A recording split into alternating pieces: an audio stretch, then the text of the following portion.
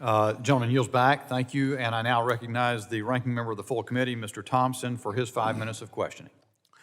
Thank you very much. Mr. Erickson, what was your position at DHS? I held a number of positions. I was there from February of 2018 until January of 2021. So I was the law enforcement advisor in the Office of Partnerships and Engagement. I was law enforcement counselor to 3 secretaries. I was deputy chief of staff and very briefly acting chief of staff at the end.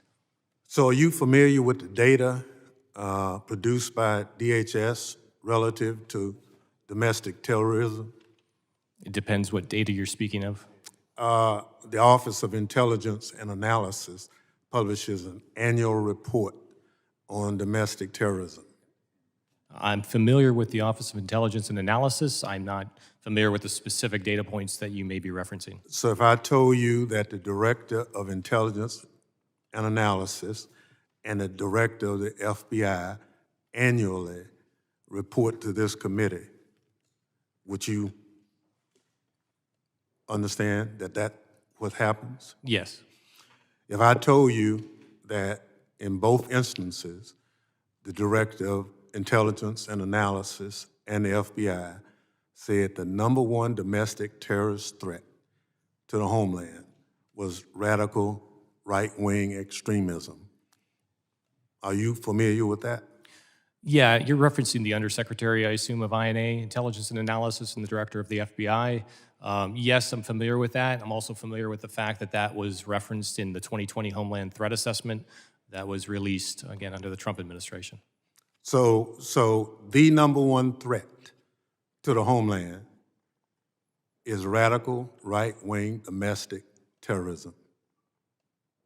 Well, I mean, if you're saying what's the #1 threat to the homeland, I would say that the 100,000 lives lost to opioids, largely fueled by the fentanyl. Well, that's affecting the homeland. Now, based on the testimony and in that report, will you, since you are familiar with it, just repeat for the committee what those 2 individuals said?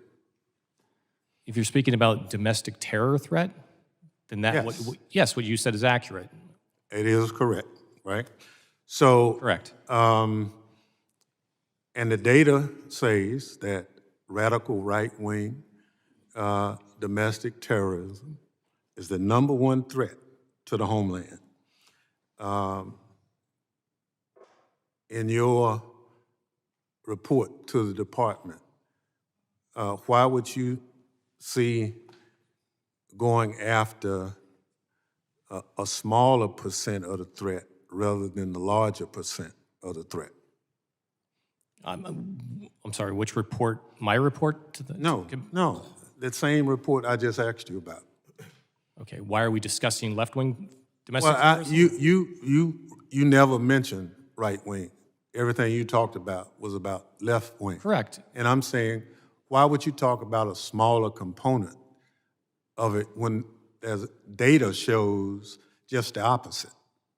Well, I was asked to testify in a hearing, I believe, titled left-wing extremism. Okay. So if I ask you, in your professional opinion, what's the most serious threat to the homeland?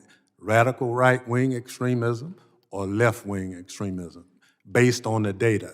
I just want to be clear, if you're talking about the greatest threat to the homeland, I would take a much larger aperture in terms of what I'm looking at, other than domestic terrorism. I'd be looking at the threat from China, Russia, southern. No, well, that's I understand. okay. But you domestic terror? gave testimony to this committee about left-wing. Correct. So what's your testimony if I ask you a question about right-wing, which is the most documented threat based on testimony from the Director of National Intelligence and the FBI? Yeah, I would say that I condemn right-wing terrorism, white supremacist extremism, left-wing terrorism. I condemn all politically motivated violence in this country. Based on the data, are you familiar with which one is the most? Yes. Which one is it? According to the data that you cited, right-wing extremism is responsible for more deaths than left-wing extremism, but to act like only one exists and to ignore the other does a disservice to the American people. And I think that's the point of this hearing. I yield back. The gentleman yields back. I now recognize the